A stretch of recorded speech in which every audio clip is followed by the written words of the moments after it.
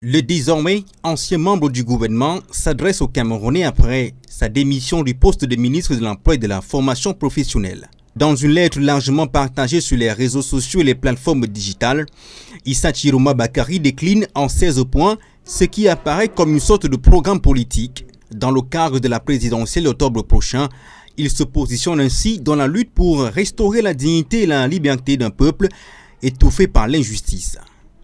De l'appel à l'unité nationale face à la dictature subtile, passant par la démocratie pour en finir avec le vieux système, Chiroma Bakary vient inciter le peuple à reprendre le contrôle du pouvoir, car le temps du changement est venu.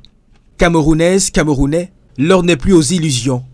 L'heure est venue de regarder notre réalité en face avec lucidité, courage et sens du devoir. Il est temps de tourner la page, pas dans la brutalité, mais par nécessité. Il faut refonder notre nation.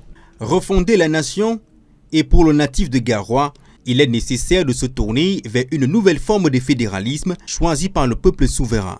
Le Cameroun mérite une organisation politique à la hauteur de ses défis, fidèle à son histoire, respectueuse de ses diversités et adaptée à la réalité de ses territoires. Chaque commune, chaque région doit avoir les moyens de décider, d'agir, d'innover. Ce ne sera ni une faveur, ni un privilège, ce sera un droit. La diversité culturelle et économique proposée par Chiroma devra par contre être une force pour les enfants du pays installés à l'étranger.